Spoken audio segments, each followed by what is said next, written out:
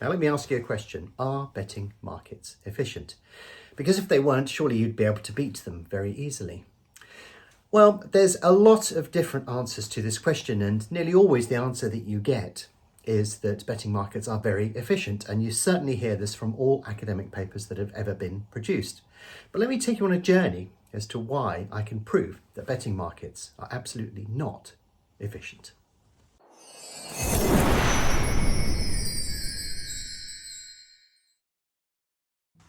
So for over 20 years now, very consistently, I've been able to beat the markets.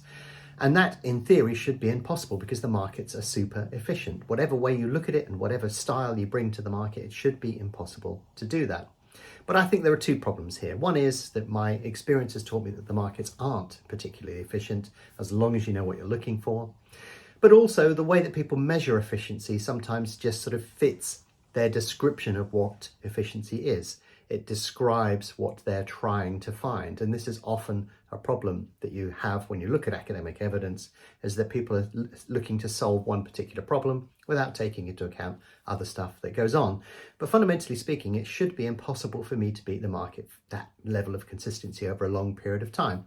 But it's worth reviewing how I got to this stage and the sort of things that influenced me there, because that will give you some clues as to the sort of thing that I'm looking at. So it's important for me to give you a bit of background as to what has led me to where I am now. And we'll go right back to the very start. And I'm not going to do this in length because I have done a video on this separately, but my betting career really started with the football pools because my dad used to do the football pools, but he used to do it at random. 15 minutes before the guy used to turn up to collect the coupon on a Thursday evening, he would just fill it out quickly, hand it to him. And of course, he never won a thing. And I said to him, well, why didn't how many people are doing this completely randomly, like you? Surely if you put a bit of effort into it, you should be able to predict which matches are likely to end up as draws and stuff like that, and you'll stand a much better chance. You may not win, but you will stand a much better chance. So he said, well, here you go, have the coupon. And the rest, as they say, is history, because I ended up working out how to predict a draw. I worked out how to group them using optimal covering.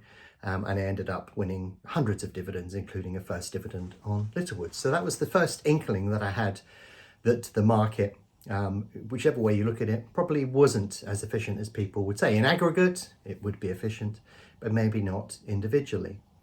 And that led me to read up on lots of things, and that was where I discovered Ed Thorpe and Beat the Dealer, and how he had overcome what in theory was a game that you couldn't possibly win. And that sort of headed me off in that particular direction. And around that time, I got really interested in investing, and I was a disciple of Warren Buffett and Charlie Munger. And they would always talk about how what they do was basically impossible and from academic circles. And they sort of distilled it down to the situation where they sort of said, well, all we're trying to do is not make mistakes. We're not trying to be stupid. We're not being dumb. We're just waiting for good opportunities to come along. And when we see these opportunities, we will take them. So a combination of all of those factors sort of got me to the stage where I am now and sort of steered me in roughly the right direction. But it sort of still begs the question, of course, of how can the market not be efficient when everybody knows about all of these things? So we're going to discuss that, but we'll also discuss a few other things that tell you about market efficiency. So if you want to make money betting, there's a simple rule of thumb that you can use, and that is you've got to back at the highest possible odds that you can get. And preferably those odds will not represent the true chance of something happening. So you want to back a football team at the highest odds possible when they have a really good chance of winning, but the market doesn't seem to reflect that. The odds are too big for that particular chance. And a lot of you are saying, well, how can you do that? How is that possible? Well, when I first started on betting exchanges, one of the things that I did was I was arbing. So I'd back at the highest price that I could anywhere within the market and lay it off on the exchange. And I realized there was an art to doing that. And that was trying to understand what the market was likely to do and when. Because I could get good odds at a bookmaker or a sports book or in a shop. And as long as I knew that I could lay that off at a lower price on the exchange, then that would allow me to net a profit between the two. But I realized as well, if I sort of knew how the market was likely to behave anyway, I could actually trade it all on the exchange. And that was how sort of Betfair trading was born and how I started on that particular part of my career. But fundamentally speaking, you're looking to get the best odds that you possibly can anywhere else. And sometimes you're sort of thinking, well, how can you possibly do that? Well, on a betting exchange, you can obviously put a bet into the market and wait for it to be matched. It was a revelation. But also there were all sorts of other strange things that occurred that very often just didn't seem to make any sense to me whatsoever. So when I'm actively betting into a market, I will try and work out what the odds are telling me. I will try and model the odds. But more importantly, I'll look at the market and say, well, what is the market actually saying? You'll see this reflected in all of the work that I do. So within BetAngel, we have tools that will actually help you estimate and understand exactly what the odds are telling you. And part of the reason for that is you can sort of say, well, no, I disagree with that for the following reason. And therefore you know that you're going to get value. You know that you're backing at a price that is advantageous. And if you do that enough over a long period of time, you will make money. But when I looked at horse racing is unusual in that there's no definitive way of particularly pricing the market because there are lots of different factors that go into the mix there. But I'll never forget looking at a race at Goodwood once. It was a 2-runner race. It was a group race. Both horses had won over course and distance. So in effect, they were exactly the same. You know, there was nothing to differentiate the two horses. You couldn't really split them. So the market sort of had them priced at around evens. In other words, both of them had roughly a 50% chance of winning. But what happened next gave me a clue as to how to find value, because all of a sudden we saw the price on one absolutely shoot off. And because the market has to be efficient overall, in other words, the way that the market is priced is generally efficient, the other price started to come in. So the price on one went out, the price in the other came in. And it was such a massive divergence. I was thinking, well, what's going on here? Nothing has really changed since the horses are in the parade ring, since they went to post, since they were mounted, went into the stalls. Everything looks good, but the price had diverged significantly. And it was at that point that I sort of realized that there's an important lesson to be learnt here. And that was that if you look at that 2-runner market and you measure it from an efficiency perspective and you do the maths on it, the market was perfectly efficient. There were 2 runners at evens.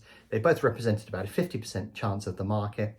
And therefore, when you stuff that into a spreadsheet somewhere or some academic study, you know, it's correct because one of the horses would have won, one of the horses would have lost, the market was efficient. But this massive drift that occurred meant that there was no way that that pricing could be correct, because I looked at the horse that drifted dramatically and I looked at the horse that came in dramatically, and I was thinking, well, something's wrong here. The market has got this wrong, or some other factor is causing that price to move all over the place. And as a consequence, if I back that one that's drifted significantly, I'm probably getting value.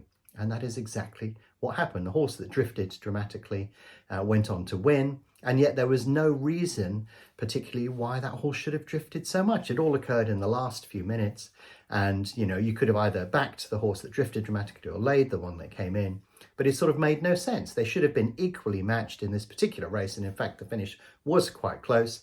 But the disparity in price was massive come the start of the race, simply because one of them drifted, the other one had to come in. And that created a massive opportunity in terms of value. The remarkable thing about these sort of situations is that they occur with amazing regularity. And again, when I sat down this weekend to do all of my betting and trading, there was another great example where this occurred. If we look at this particular race, you can actually see that the price on one of these runners drifted dramatically. The price on the other one came in as a result, because the market has to balance around 100%. And, you know, when you look at the drift, you sort of think, well, that looks crazy. It looks like the horse has sort of broken loose and jumped through the crowd over a couple of rails and, you know, but the fact is everything was pretty normal. There was nothing unusual occurring here. And yet the price drifted dramatically. But that didn't stop the horse from winning. So one of the ways that people say you can win money from betting is if you can beat the closing line, because you're going to get a better price than when the market is open. It's a bit of an Americanism, but basically it's the last set of odds traded before the match goes in play, or the event goes in play, I should say. And, you know, if you can get a better price than that, then of course you'll make money over the longer term. But people will also counter that by saying, but you can't beat the closing line consistently. But I have over the last 20 years. So I've proven that you can do that. But also, you know, there's a question here about how the market is measured, because when we look back at that Goodwood race, you know, one of those 2 horses was going to win that race. So, you know, you do 1 plus 0 divided by 2 because 50%, the market's efficient, but it quite clearly was not. So it's a measurement problem. That's how I view this market efficiency debate is it's a measurement issue, because the price is going to meander all over the place before it gets to those final odds. And if you measure all of those final odds in aggregate, of course the market's going to be efficient, because it all adds up to 100% anyway. But you're looking at individual situations, individual cases where that isn't occurring. And the best way I can sort of describe this to you is if you get a piece of string and we pull it out across the screen here, if the start price is the same as the end price there, or maybe it's slightly higher or maybe slightly lower or something like that, whatever point you measure that at is probably efficient when we get to that closing line set of odds. However, on the way there, it's going to meander around all over the place. And the best way I can describe this to you is string theory, but not the one that you see in physics. The one that I'm talking about here is along the lines of you get a piece of string, you scrunch it all up, and it measures this sort of size. But when you pull it out, you realize that it's much, much longer than you would imagine. And all of that scrunchiness, all of the waviness of the string before you pull it taut is where you're going to find value. The odds move around all over the place. And if you can catch those odds at the right time, you're going to get a good price and you will beat the closing line. So over the last 20 years, I've proved beyond any reasonable doubt that the markets cannot be super efficient. Either that or I'm a genius, the likes of which has never strode this earth before. And the fact is that nobody acknowledges me as such, so I'm guessing that the markets are inefficient. But it's quite subtle, and you also need to look at where the markets deviate significantly from what they should be in order to take advantage of that. Because if you measure the markets in general, they will always look efficient, but on an individual basis, they don't tend to be efficient. You tend to see little errors creeping in all over the place. Some of them are statistical, some of them could occur for a number of reasons, or it could just be plain old human behavior that's pushing people to take prices or push the market in a direction that doesn't make any sense. But yeah, over the last 20 years, I think I've proved beyond any reasonable doubt that the markets cannot be efficient. Otherwise, I wouldn't have been able to do any of the things that I've done. And as far as I can tell, all of those efficiencies are going to continue. Yes, the market changes and tweaks, and there are different strategies and different sports, and some are more or less efficient than the others. But fundamentally speaking, if you're looking to make some money from betting or trading, that's why the market isn't efficient.